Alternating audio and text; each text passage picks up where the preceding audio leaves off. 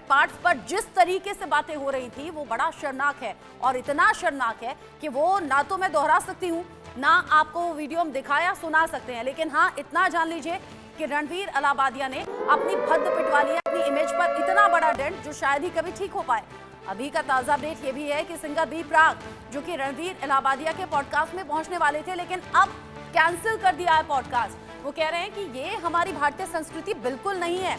B प्राक ने video भी जारी किया है और ये बताया है कि ये बिल्कुल भी बर्दाश्त के काबिल है नहीं। जिस तरीके से ये पूरी खबर निकलकर सामने आई, सोशल मीडिया पर लोगों तक पहुंची, बी प्राक ने अब वहां जाना कैंसिल कर दिया है। यानी कि बी प्राक ये कह रहे हैं कि अब वो रणवीर अलाहाबादिया के शो पर नहीं जाएंगे, और साथ ही साथ उन्होंने ये भी कहा कि ये हमारी भारतीय संस्कृति बिल्कुल नहीं हो सकती। रणवीर अलाहाबादिया की टिप्पणी पर भड़क गए हैं बी प्राक, और उनका ये कहना है कि पहले पॉडकास्ट पर जाना था और अब वो नहीं जा रहे हैं।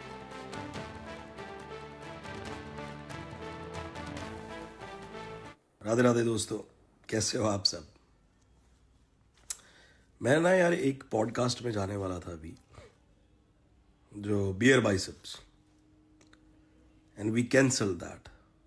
क्यों? क्योंकि आपको पता है कि वो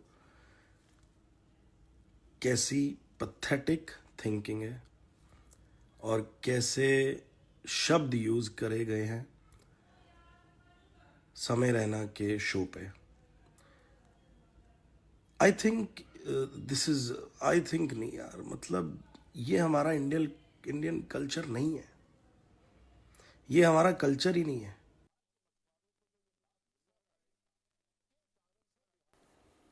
बी प्राक ने कहा ये हमारी भारतीय संस्कृति नहीं हो सकती। कॉमेडी के नाम पर इतनी अश्लीलता, इतनी हदें पार कर दी गई, और इसी वजह से उन्होंने पॉडकास्ट में जाना कैंसिल किया है। रणवीर अलाहाबादिया के साथ में पॉडकास्ट वो शूट करने वाले थे बतौर मेहमान, उन्हें इन्वाइट किया गया था, लेकिन जिस तरीके से भद्द पिटी है रणवीर अलाहाबादिया की, उन्होंने इस पॉडकास्ट में, इस शो में जाना कैंसिल कर दिया है, जिसको लेकर वीडियो भी उन्होंने जारी किया और कहा कि प्लीज जो भी कॉमेडियन है वो इस तरह की ओछी हरकत, इस तरह की अश्लील कॉमेडी तो बिल्कुल ना करें। मेरे साथ में जुड़ गए हैं इस पर बात करने के लिए दिल्ली से इंडिया न्यूज संवाददाता जावेद हुसैन है, मुंबई से इंडिया न्यूज संवाददाता डेरेल मिरांडा मेरे साथ में है, और साथ ही साथ सुप्रीम कोर्ट के सीनियर वकील विनीत जिंदल भी मेरे साथ में जुड़ गए हैं। सबसे पहले मैं डेरेल मिरांडा आपका रुख कर रही हूँ। कल हमने देखा था कि किस तरीके से देवेंद्र फडणवीस ने कहा था कि उस पूरे कंटेंट के बारे में मैंने भी सुना है लेकिन देखा नहीं, जांच होगी और अगर लिमिट क्रॉस हुई है तो कार्रवाई होगी।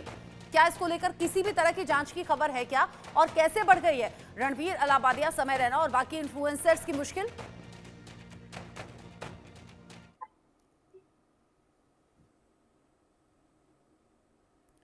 डेरेल, और देखिए, यूट्यूबर रणवीर अलाहाबादिया और कॉमेडियन समय रैना को अपूर्व मखीजा के खिलाफ शिकायत दर्ज हुई और उन पर इंडिया गॉट लेटेंट में विवादित टिप्पणी का आरोप है। लोकप्रिय YouTuber Ranveer Allahbadia, social media influencer Apoorva Makhija, Samay Raina और इंडिया गॉट लेटेंट के आयोजकों के खिलाफ जो है शिकायत दर्ज हुई है। इंडिया गॉट लेटेंट में परिवार को लेकर की गई थी कथित अश्लील और विवादित टिप्पणी पर जो है वो शिकायत दर्ज की गई है। इंडिया गॉट लेटेंट विवाद सामने आने के बाद मुंबई पुलिस की एक टीम कल खार स्टूडियो में, जहां ये पूरा शूटिंग हुआ था, वहां पहुंच गई थी और इन्वेस्टिगेशन कर रही थी। आज देर रात तक जो है ये इन्वेस्टिगेशन शुरू था। खार पुलिस की टीम, साथ ही साथ जो स्थानीय डीसीपी थे वो भी यहाँ पर पहुंचे थे। कल खुद मुख्यमंत्री देवेंद्र फडणवीस कहा कि फ्रीडम ऑफ स्पीच के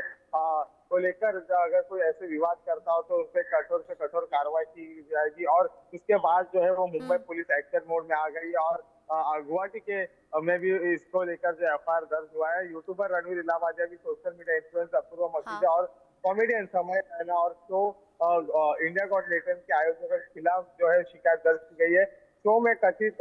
तौर पर अभद्र भाषा को इस्तेमाल करने के आरोप में मुंबई पुलिस कमिश्नर और महाराष्ट्र महिला आयोग में भी शिकायत दर्ज की गई है और पत्र में आरोपियों के खिलाफ सख्त कार्रवाई की मांग की गई है। साथ ही साथ मुंबई के जो 2 लॉयर्स है उन्होंने भी मुंबई पुलिस कमिश्नर विवेक फंसालकर को एक पत्र दिया है, जिसमें उन्होंने कहा है कि रणवीर अलाहाबादिया के ऊपर केस दर्ज की गई और उन पर जो है और अभी का अपडेट ये कि यूट्यूब ने ये अश्लील कंटेंट यानी कि पूरा का पूरा वीडियो हटा दिया है। यानी कि यूट्यूब ने भी माना है कि इसमें अश्लीलता की हदें पार कर दी गई, विरोध इसका हुआ, यूट्यूब ने ये एक्शन ले लिया है। मेरे साथ में जावेद भी जुड़े हुए हैं। जावेद, मुझे याद आ रहा है वो दिन जब देश भर के बेस्ट जो सोशल मीडिया इन्फ्लुएंसर्स हैं, यूट्यूबर्स हैं, उन्हें बुलाया गया था, पीएम के जरिए अवार्ड हुआ था और अवार्ड फंक्शन में यहाँ पर पहुंचे थे रणवीर अलाहाबादिया भी, क्योंकि कल जब ये खबर सामने आई ना तो लोगों ने ये भी कहा कि आपको जो सम्मान देश से मिला या पीएम से मिला उसका मान तक नहीं रखा। लोग बड़ा डिसेंट समझते थे, लेकिन जैसे ही वो अभद्र भाषा वाला वीडियो देखा या उसके अलग अलग चंक्स देखे, लोगों की आंखों से पर्दा हट गया लगता है। जी बिल्कुल, देखिए जिस तरीके से जो यूट्यूबर्स हैं या जो बड़े इन्फ्लुएंसर्स हैं जिनको देश के प्रधानमंत्री नरेंद्र मोदी ने भी अपने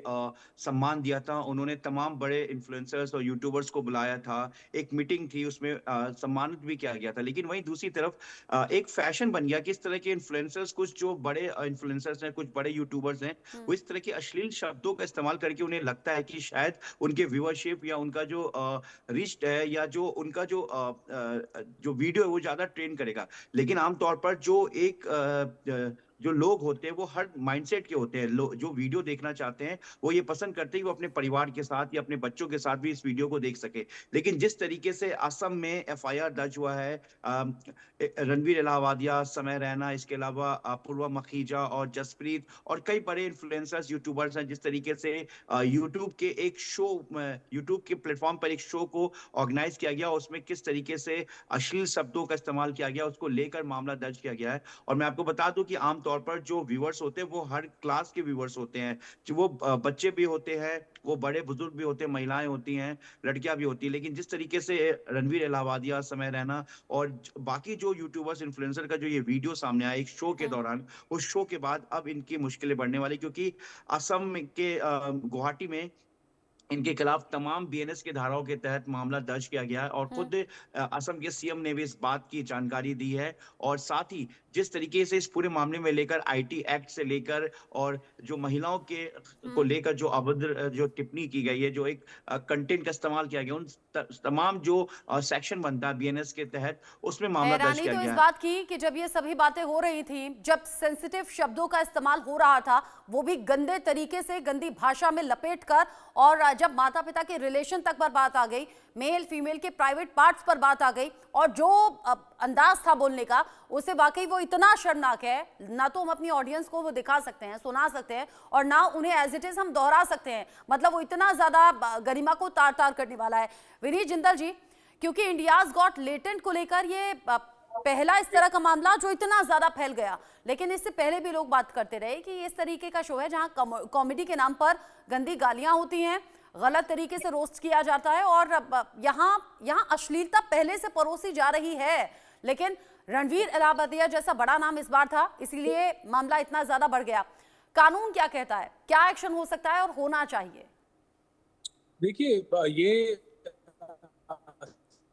रणवीर अलाहाबादिया की बात नहीं है, ये बात है जिस तरह से ओटीटी प्लेटफॉर्म, यूट्यूब या so called social media influencers जो हैं वो लगातार हमारे देश में अश्लीलता, फुहरता, कॉमेडी के नाम पे फैला रहे हैं, बहुत गलत है। कानून हमारे देश में बना हुआ है और कानून के तहत ये अगर इस तरह की कोई कृत्य किया जाता है तो आपराधिक श्रेणी में आता है। बीएनएस की धाराएं 286, 296, 294, 295, जिसमें 3 साल तक की सजा का प्रावधान जो है अलग अलग धाराओं में दिया गया है,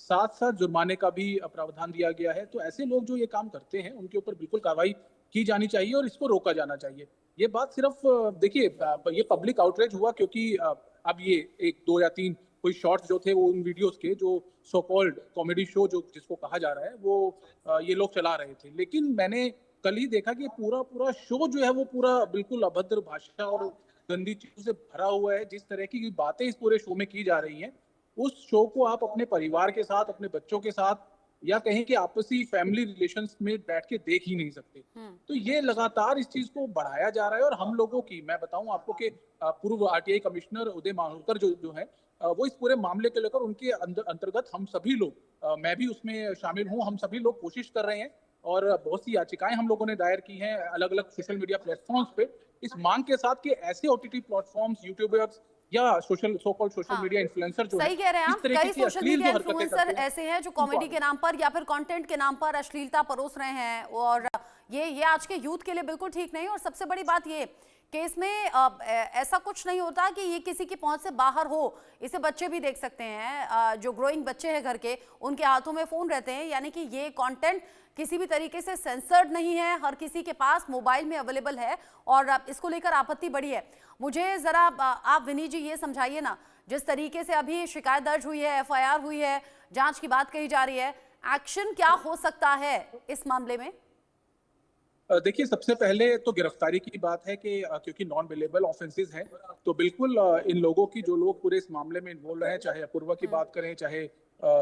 अलवदिया की बात करें या फिर रैना की बात करें, तीनों लोग साथ साथ, एक हरप्रीत जो है उनकी बात करें, साथ साथ ये शो का जो कंटेंट बनाने वाले हैं उन लोगों को, इसके अलावा, क्योंकि ये सिर्फ 4 लोग नहीं है, इसके अलावा बहुत से लोगों की इन्वॉल्वमेंट रहती है। तो ऐसे लोग, जो लोग इस पूरे मामले में सम्मिलित रहे हैं, इस पूरे कंटेंट को बनाने में सम्मिलित रहे हैं, उन लोगों की गिरफ्तारी हो सकती है। दूसरी बात कि आपको पता होगा, NHRC ने एक नोटिस कल जारी किया था यूट्यूब को कि भाई डायरेक्शन के साथ कि आप जो यूट्यूब इस शो को लेकर जो कंटेंट अपलोड किया गया है उसको हटाएं। तो आज जो अभी तक जो इंफॉर्मेशन आ रही है कि वो कंटेंट को हटा दिया गया है यूट्यूब से, तो कहीं ना कहीं कार्रवाई जो है वो बिल्कुल देखने को मिल रही है और इन लोगों के ऊपर जुर्माना भी और इस पर अलग अलग तरह के रिएक्शंस भी सामने आ रहे हैं। लोग न सिर्फ इसकी निंदा कर रहे हैं बल्कि अब तो एक्शन की मांग हो रही है, कार्रवाई की मांग भी हो रही है। इन सभी के बीच एक और बड़ा अपडेट है, विवादित टिप्पणी के बाद में रणधीर अलावादिया की मुश्किलें वाकई